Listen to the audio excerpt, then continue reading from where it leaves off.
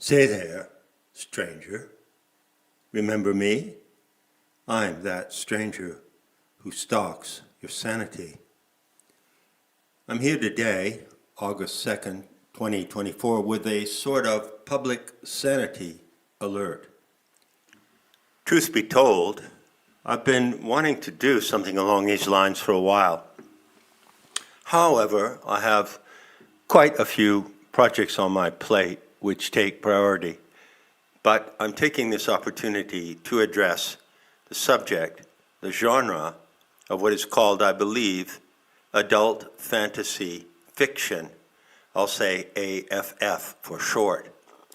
Now, as you might infer, this is a genre of modern entertainment, largely coming out of Hollywood, that doesn't really appeal to me.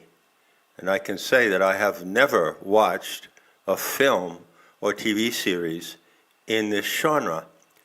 Nevertheless, over the past couple of years, my attention has been drawn to it, largely because I realized that the so-called culture wars involve various aspects, and one of those, a powerful factor in the culture wars, is the AFF material coming out of Hollywood.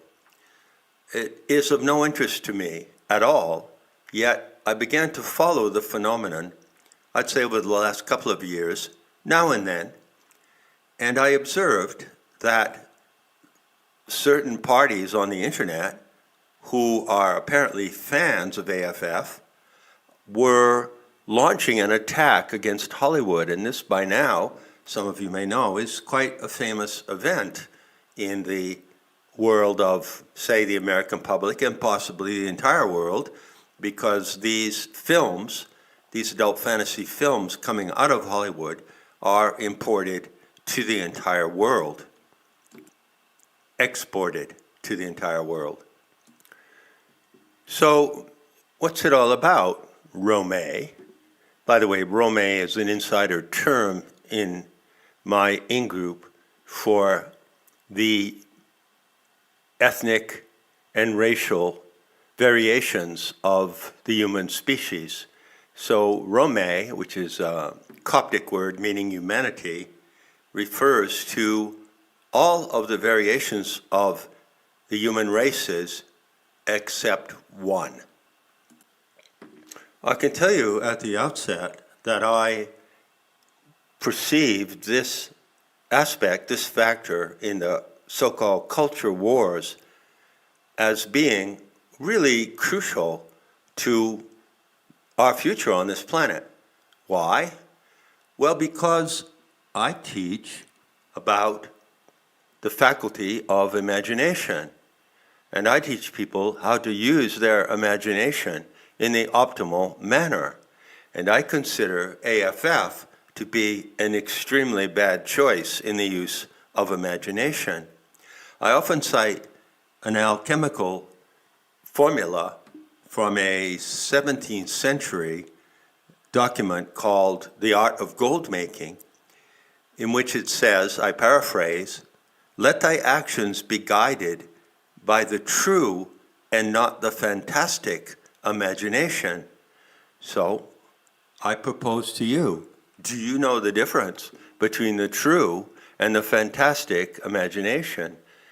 Now, in my view, AFF is a product of the fantastic imagination. And in that respect, it is deviant, perhaps even toxic, and most certainly directs the human mind away from the proper use of imagination. I'll start out by quoting someone that I have followed in tracking the the outrage and objection of fandom being those people who follow AFF films and franchises and characters and plots.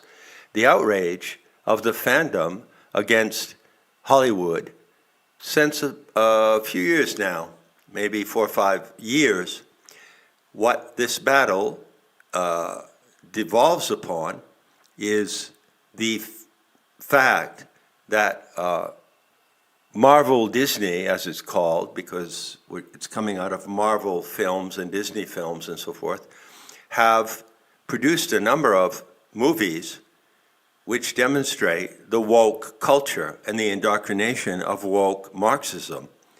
So they have seized upon the pre-existing vehicle of AFF as an opportunity, an instrument to propagate woke Marxism. So you find that many of the films and franchises and TV series show race-swapped and gender-swapped characters. And the plots of those films are no longer true adventure series. They are no longer variations of the heroic cycle associated often with Joseph Campbell's model of the monomyth. They show variations, deviations, distortions, and degeneration of that primal theme of the hero's journey. So I will quote the individual who runs the site Nerdrotic, not site, but YouTube platform. And this is the platform that I have used most consistently to follow what is happening in the battle between fandom, which means the tens of millions, perhaps hundreds of millions of people who follow AFF, and the studios producing the material of AFF. Now, Phil, who's a guy I'd place in his mid to late 40s, is savvy and well-informed and articulate spokesman for AFF and the fandom. And Phil, I will quote as saying, "Pop culture is culture." That is an exact quote. I stand today, and I would be really pleased if this message ever got out to Phil, that I, as one individual, consider that statement to be completely wrong and misleading. Pop culture is not culture. Pop culture is juvenile culture. It's culture for children and juveniles. And so I maintain, and I'm putting this out at the outset, that the fandom of untold millions of people who follow AFF are retarded. They are juveniles. They suffer from what is called maturity stop. In my opinion, no serious, self-aware, mature, adult individual would ever follow these films, ever. You have to be really using your imagination in the wrong way to be interested in any of this material. So, of course, one might object, who in the F am I to dictate the right and wrong way, to use the faculty of human imagination? Well, if anyone can do it, I can. I have the authority and I have the background experience as a comparative mythologist. After all, what are myths? What are mythic narratives? Well, they are the great stories that inform and drive human behavior through the ages. And these myths have diverse and rich cultural variations. So you find them in every folk group, in every ethnicity, and you find them expressed in the great legends, epics, and myths of the various races. And so I have some authority in speaking about the products of human imagination in this manner. Not only that, but I have also produced a body of work that presents the parameters and techniques for training imagination to be used in its correct and optimal manner. Such is the ground on which I stand as a scholar and comparative mythologist. And on the basis of my experience and my teaching, I can say, as I say in the title of this talk, that AFF is the Deadpool of human imagination. Perhaps better said, it's the death zone. Whoever engages their imagination as an adult in this material is funneling it into a dead zone, into a black hole, and in effect, disabling themselves from the correct use of the power of imagination. This is my premise. To double down on that premise, I will say this. All right, if adult fantasy fiction, which is a cultural genre of entertainment of immense magnitude, is not the proper use of imagination, what is? Well, there is an option. There is a method to use the imagination that can compete with AFF. And I have developed this extensively. You could say, in a way, it is a central factor in the body of my work. So I can offer to the world a method, a technique of using the power of imagination that is incalculably superior to AFF. What is the ultimate form of adult fantasy? It is the narrative of the Aeon Sophia drawn from the ancient mysteries and the Gnostics. It is the ultimate guiding story of the human species.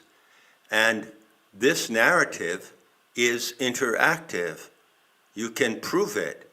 There is evidence for your participation in this narrative. I have explained this so many times from so many different angles. And so the fallen goddess scenario, as I call it, is the centerpiece of this epic transcendental narrative, which is really the story to guide humanity. Now, I'm going to take a moment to just drop back for a second into the background. One always looks into the origins of things or tries to find how things originated. Now, when I was young, I never read comics of adult fantasy fiction heroines, superheroes, X-Men, things like that. I read classic comics.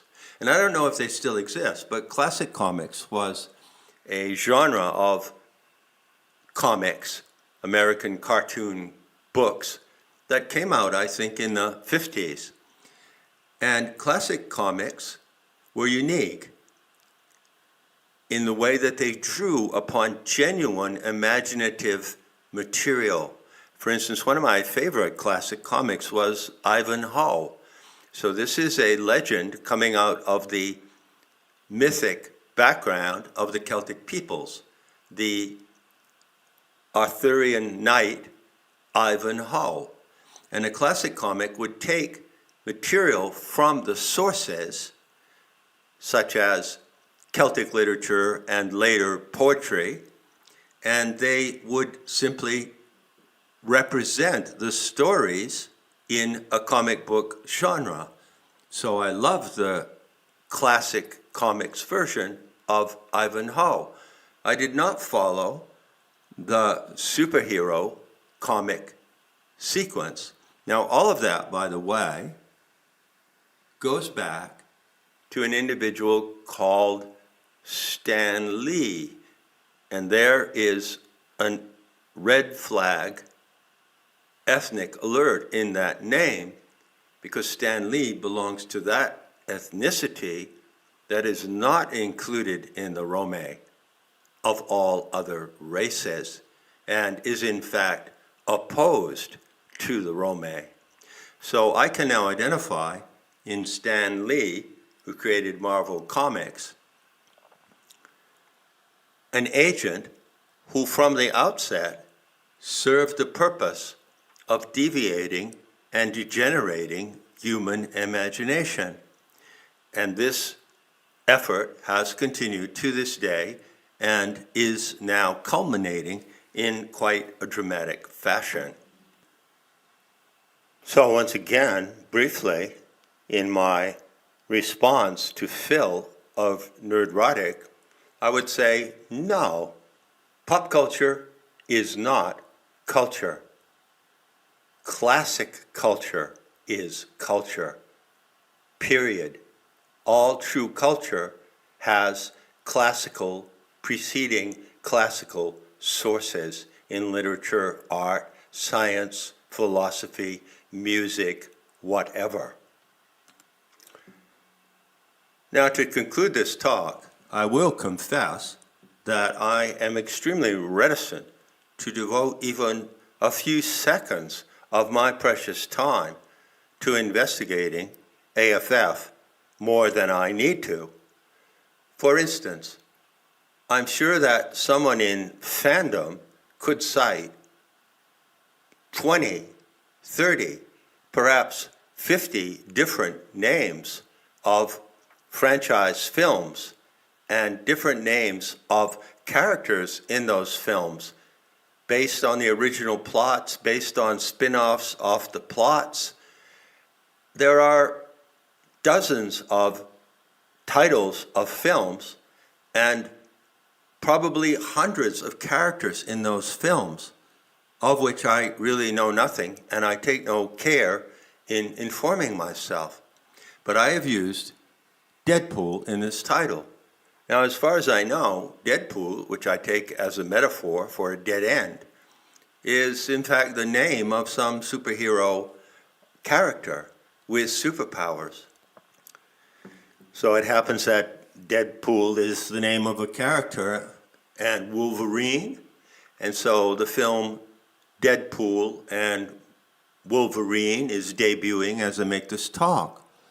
And there are so many other names of these heroes and heroines deriving from the Marvel Comics genre of Stan Lee. So many. And there are so many untold millions of people who do not only watch these films and franchises and spin-offs and TV series as entertainment, but they participate deeply, empathically in the plots and characters, and they buy the merchandise. So you can see behind Phil of Nerdrotic dozens and dozens of miniature figures of characters in Star Wars and other epic, so-called modern epic film franchises. So here you see the situation of adults who are retarded and who cherish these characters and plots and who surround themselves with gimmicks and icons of these various characters such as Wolverine and Deadpool. By the way, Wolverine. Now, that's a character in some Marvel Disney series, but to me, it's a trope to something else. So when I see Wolverine, I don't see any of those movies because I don't watch them. I see the clue to something else. So who is the true Wolverine? Well, there you have to go to answer that question. You might go. You don't have to go anywhere. You can sit there on your ass and go nowhere. But you might look into the dicey subject of historical revision. And that's where you would find the real Wolverines. And they are those who are dedicated, they are warriors, dedicated to overthrowing everything that opposes the well-being, prosperity, and optimal experience on this planet of the Rome. Well, that's perhaps rather a digression. I prefer to not elaborate further and bring this little talk, this critique of AFF to its shuddering conclusion. Pop culture, I repeat, is juvenile and retarded culture. True culture is based, as it has always been and always shall be, on precedents, on something that worked before correctly in human imagination. And so, I am grateful to this topic. I am grateful to the topic of the culture wars. It gives me the opportunity to bring to your attention that alchemical adage: be guided by the true and not the fantastic imagination. Now, if that saying attracts you, if it strikes you, if it works for you, then certainly it must inspire in you the wish to know what is the difference. That is something that I teach, something that I have always taught. There is a real difference, and knowing that difference, well, opens a path to the transcendental, which is not fantastic, but mysterious and fabulous. And on that path, you yourself prove the truth of the narrative. And there is only one narrative on the planet through which you can realize and achieve the optimal expression of your own life as a member of the human species. Only one narrative that can guide to the complete and optimal use of the power of imagination.